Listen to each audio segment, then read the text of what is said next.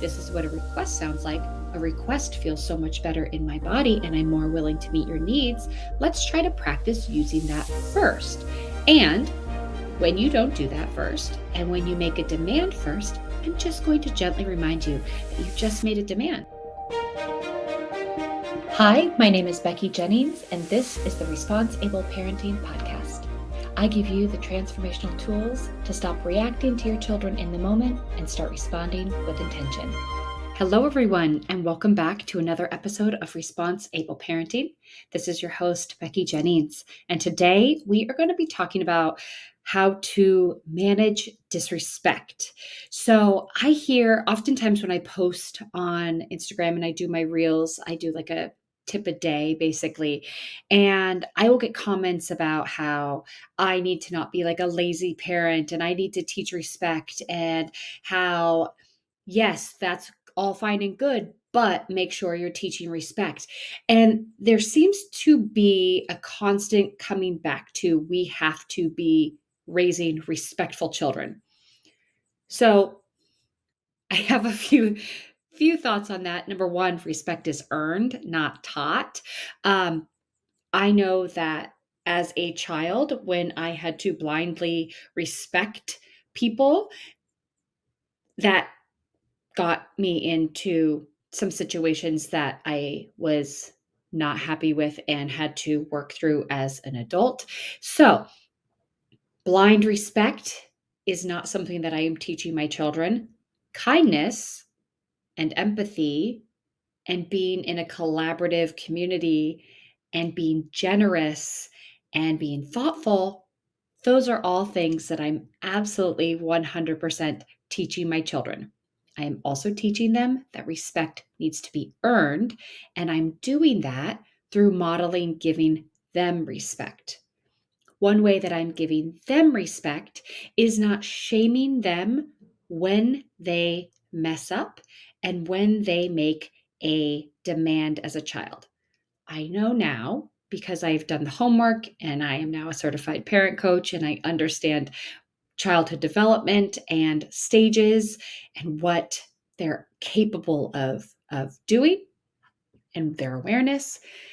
I understand that young children really and truly are just trying to get their needs met and they just shoot from the hip and say it like it is. So they'll say, more water, I'm done, I want more. Or they'll say, can you get me this? And it's triggering for us because we'll say, you're not allowed to talk to me like that. Like, I'm your parent. Don't speak to me like that. And that's like the reaction that comes up within us, right? Like, how dare you use that tone of voice with me? Show me some respect.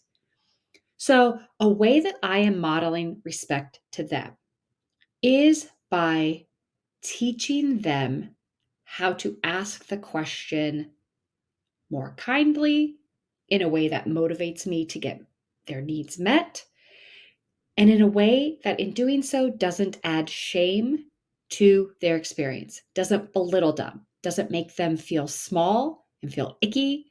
It encourages them to say it the right way first. So let me give you an example. If you were sitting after a long day on the couch, maybe you're scrolling Instagram or you're reading a book or you're watching something on TV, and your husband or your spouse or your partner comes in and says, get me a glass of water. You'd be like, are you out of your mind insane? Right? There is no motivation. There is no excitement to do that. But if your spouse, your partner came in and said, oh, I see that you're doing this. Would it be okay if you got that for me because of XYZ? Changes the thought, changes the whole game, right? You're more willing to do that because they acknowledged what is going on for you. They said it in a kind way, and they made a request versus a demand. So I'm trying to instill that within my children because I know how it feels when somebody makes a request. I'm way more willing to do it. And I want them as kids to know that when you approach a situation with a request versus a demand, you are more likely to get what you're seeking, get your needs met the first time around. So what I say to them is, oh, honey, I hear the way you're saying that. Is that a request or is that a demand? And it is like an instant switch for them goes off. And they're like, oh, would you be able to do this for me, please? Or could I please have? And they completely, it is my 2.5-year-old, now 3.5-year-old, started doing this. When I would just say, oh, Bubba, is that a request or is that a demand? Without adding shame, without adding say, you do not speak to me like that. That is not how you speak to your parent in this household. Show me some respect. Get it yourself. That is not how we're doing it. I just simply teach them again because as I know, you will have to repeat the same thing hundreds of thousands of times in order for your child to integrate it and know it as truth. So I say, oh, sweetie, was that a request or was it a demand? Oh, yep, Mom, do you think you'd be able to get me a glass of water, please? Sure thing. I really appreciate how you said that. I validate afterwards how much I appreciate that they said it in a different way. I'm certified through the Jai Institute for Parenting, and one of the coaches there, she talks about this in a beautiful way. She talks about it and she gives a visual for her children. And she says, your words are like an airplane and my ears are like the runway. Do you want to keep circling the runway or would you like to land it and get your needs met? I think these are wonderful ways to teach our children the skills of showing respect through kindness, through collaboration, and through just awareness of other people and how they receive your words. We always say, like, use your words, but our kids are like, what the hell does that mean? What? I am using my words. I'm asking you to get me a glass of water. So when we're able to give those examples of this is what a demand sounds like, this is what a request sounds like, a request feels so much better in my body and I'm more willing to meet your needs, let's try to practice using that first. And when you don't do that first, and when you make a demand first, I'm just going to gently remind you that you just made a demand. And I'm not going to add shame, and I'm not going to blame you and belittle you and make you feel small and make you feel bad.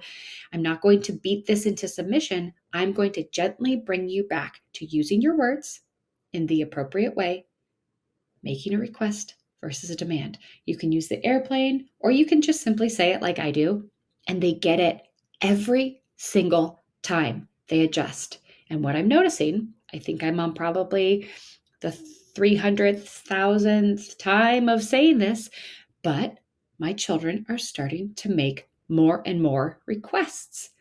It doesn't happen every time, and it's not perfect because they're learning and integrating, but it's working, and they don't have any extra layers of shame and guilt.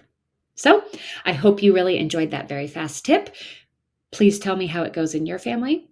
And just simply say, without any sort of anger, frustration, or all of that stuff boiling up inside you, just say, oh, sweetie, hey, was that a request or was that a demand? And when they do the request, praise it. Oh, that feels so good in mommy's body when you say it like that. Thank you so much. Meet their need and move on with your day. Thank you for joining me. I hope you have a wonderful rest of your day. Until next time. Thank you for listening to the Response Able Parenting Podcast. If you like what you heard, please take a moment to rate, review, and subscribe. If you know someone who would benefit from this podcast, I'd be honored if you'd share the episode with them. Until next time, know that you are enough. You are capable. You've made it through all of your hardest days, and we will keep growing on this parenting journey together.